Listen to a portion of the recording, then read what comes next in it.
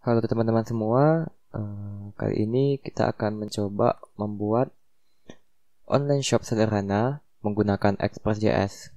Kali ini kita akan membahas tentang Express.js series.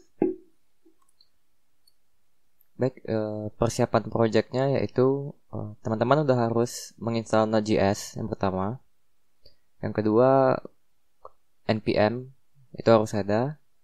Yang ketiga itu Postman, text editor, MongoDB Engine ini opsional. Teman-teman bisa gunakan MongoDB Atlas untuk versi web atau Docker juga boleh juga. Yang penting ada MongoDB-nya. Dan terakhir MongoDB Compass juga itu opsional. Kalau teman-teman menggunakan MongoDB web atau Atlas, otomatis teman-teman tidak membutuhkan MongoDB Compass. Tapi kalau teman-teman menggunakan MongoDB Engine, maka teman-teman bakal butuh MongoDB Compass. Ini berikut adalah linknya. Node.js itu tinggal klik aja. Teman-teman pilih yang mana yang mau digunakan, ada LTS atau yang lagi current. Untuk Postman, tinggal buka websitenya, lalu pilih download.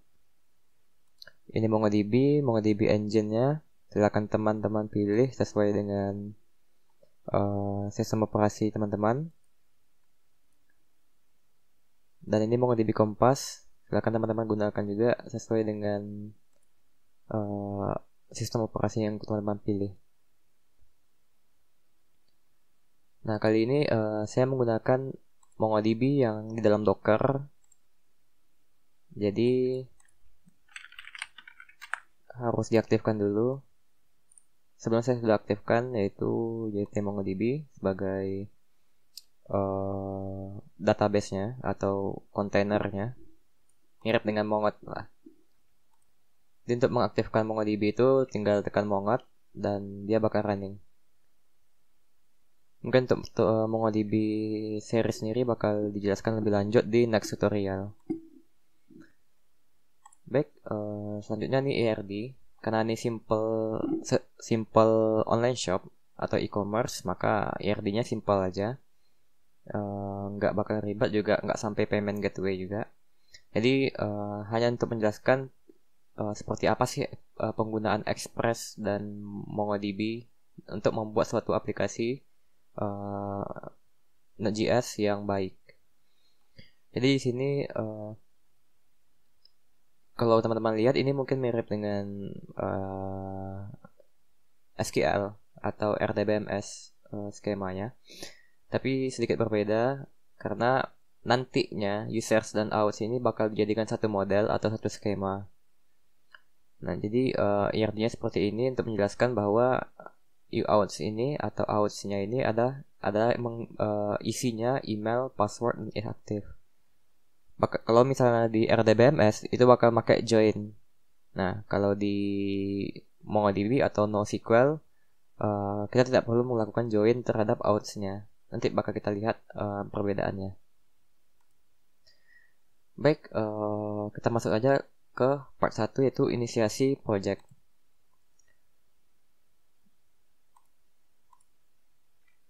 Untuk inisiasi project bisa dilakukan npm init. Oke, kita buka dulu. Ini saya sudah membuat foldernya, projectnya. Dan saya menggunakan Visual Studio Code untuk sebagai text editor. Nah, untuk inisiasi project kita pertama menggunakan npm init. Lalu tekannya sesuaikan dengan teman-teman. Di entry point saya menggunakan server.js. Oke, nah jadi di sebelah kanan ini sudah terbuat package.json. Jadi semua dependensi yang bakal kita pakai bakal ada di sini. Nextnya yaitu install dependency. Apa sih yang bakal kita gunakan nanti? Nah, untuk saat ini atau untuk part 1 ini kita cuma menggunakan dua dependensi, yaitu Express dan Mongos. Express sebagai frameworknya, dan Mongos ini mirip sih dengan ORM pada RDBMS yang lain. Di ORM untuk MongoDB lah istilahnya. Untuk menginstal dependencies bisa kita gunakan npm install min-min-save, express, dan mongos. Di spasi aja. Jadi kita bisa menginstalnya dengan npm install min-min-save, mongos, dan express.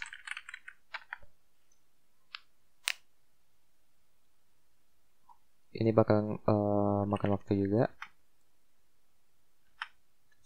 Selagi dia install, maka kita bakal membuat struktur folder. Nah, struktur folder yang digunakan yaitu kita ada buat seperti ini. Ada folder API gunanya untuk sebagai menyimpan controllers, models, routes, middleware, ataupun yang berhubungan dengan aplikasinya.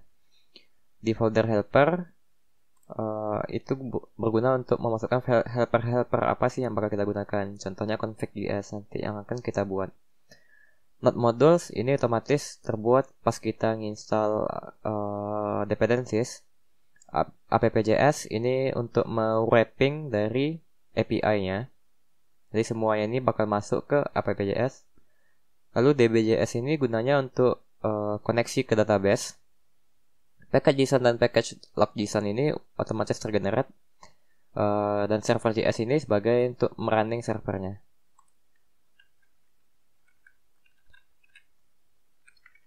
Lalu kita cek, oke, sudah terinstall dan bakal kita buat sesuai dengan yang tadi.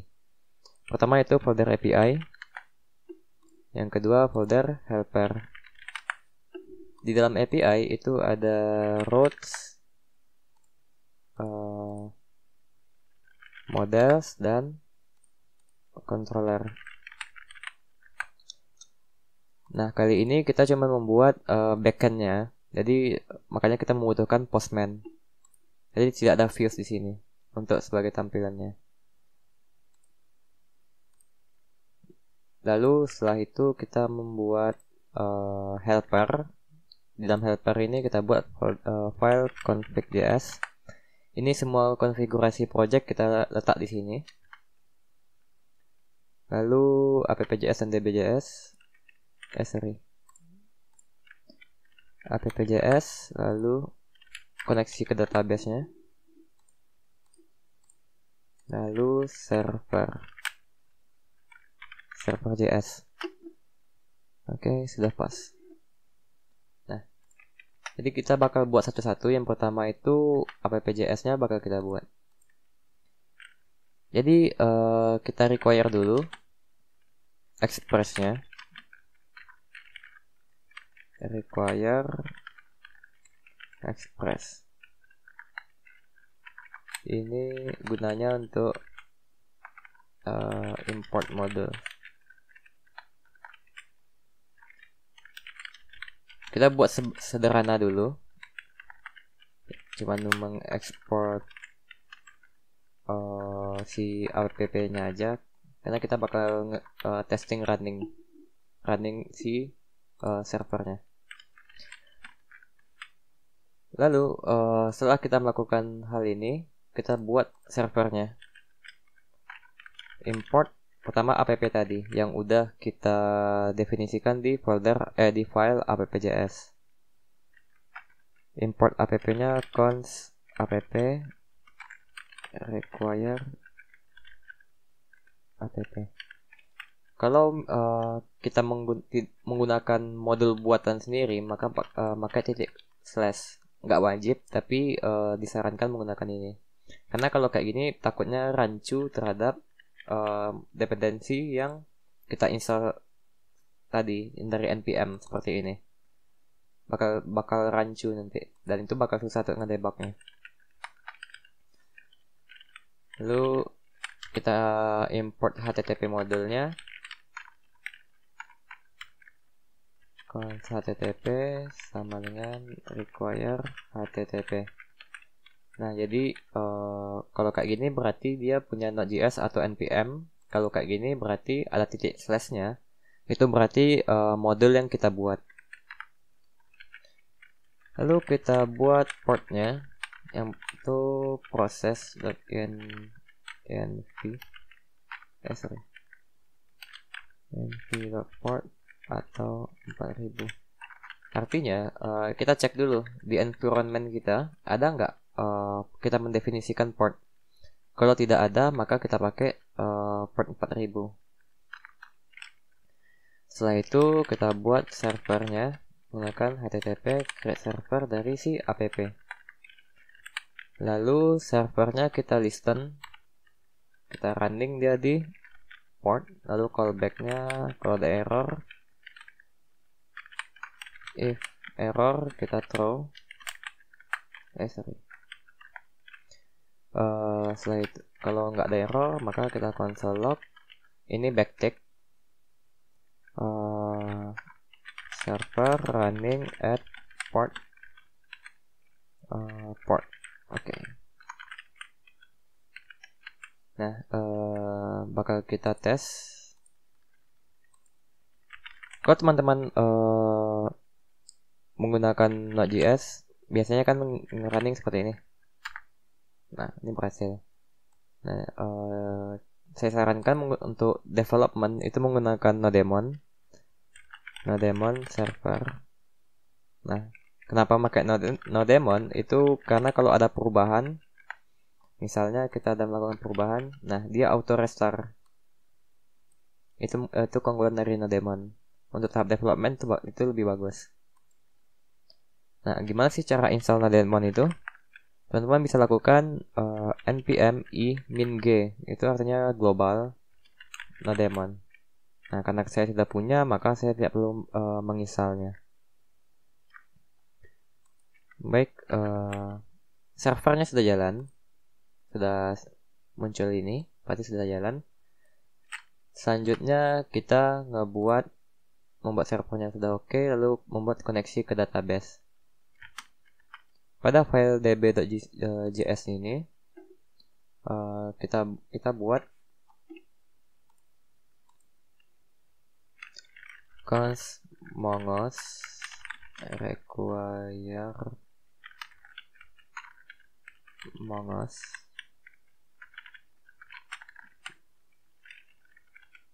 const connect asynchronous kita try and catch di sini.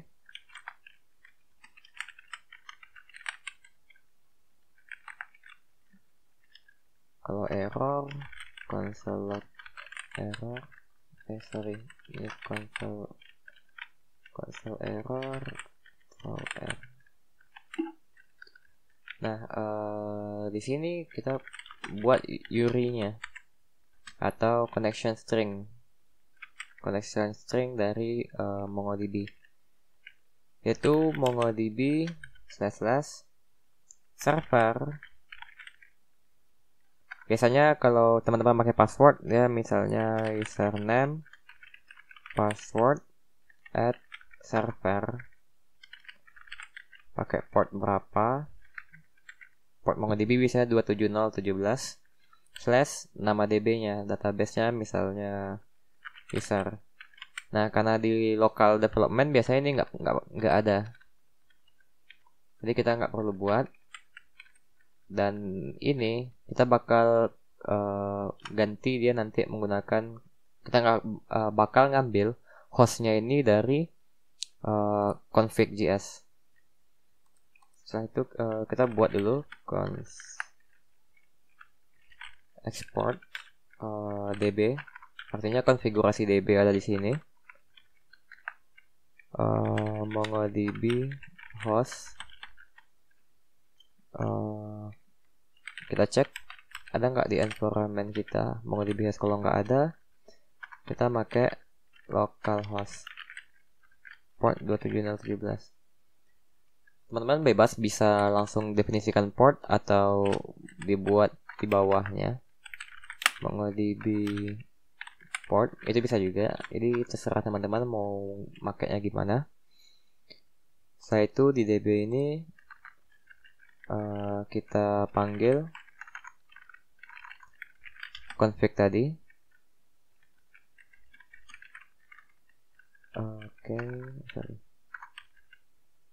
Helper config. Nah, sedikit berbeda cara pemanggilannya. Karena yang kita export di config ini itu bukan bukan modul, tapi suatu objek. Sedikit berbeda dengan app, ini kan kita exportnya modul export. Jadi memang app ini bakal bentuk dalam modul. Sedangkan DB ini kita export langsung. Jadi cara pemanggilannya menggunakan bracket atau kurung kurawal. Nah, kalau sudah, yang ini bisa kita ubah.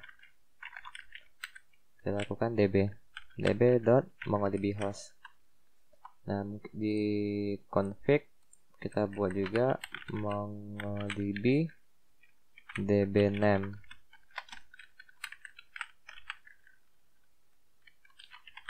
MongoDB dbname ada nggak? Kalau nggak ada, ya udah kita buat yt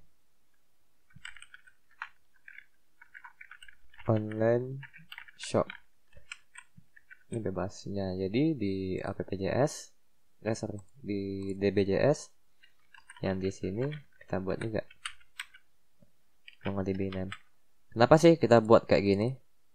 Biar nantinya kita bakal mudah konfigurasi database. Kita nggak perlu cari-cari file apa sih yang diperlukan untuk mengkonfignya. Misal di production otomatis kita kan nggak mungkin nih pakai localhost.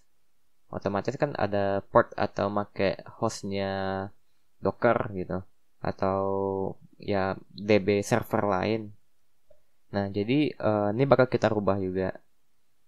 Nama database-nya mungkin bakal dirubah juga sesuai dengan di production. Nah, itu sebabnya kita ngebuat config sendiri. Nah, setelah itu kita await connect. Nah, connect-nya ini dia membutuhkan URI atau URL-nya, string-nya. Nah, lalu kalau berhasil kita console log db connected. Lalu di sini kita buat connect. Di app.js kita bakal import database-nya. Karena kita nggak membutuhkan dia melakukan sesuatu, maka langsung saja kita import seperti ini.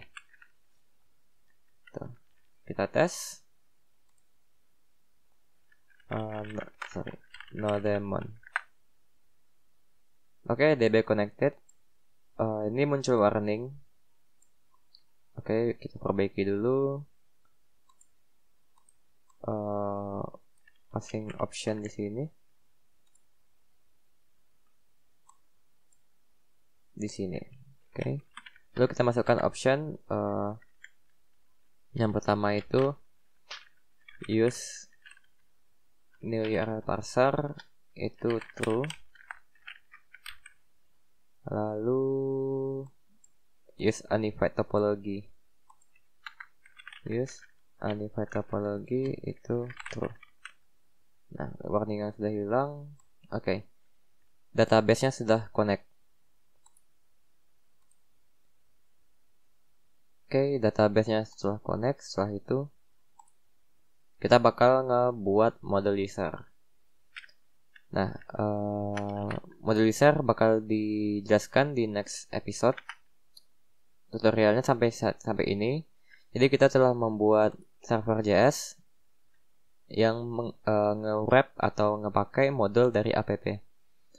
Dan sudah berhasil juga connect ke database. Nih. Database-nya. Untuk ngetesnya kita sudah bisa juga. Jadi udah running dan DB connected. Selanjutnya kita bakal bahas tentang modulizer. Nah, jika teman-teman ada yang ingin ditanyakan, silakan ditanyakan di kolom komentar. Lebih dan kurang saya mohon maaf. Selamat malam.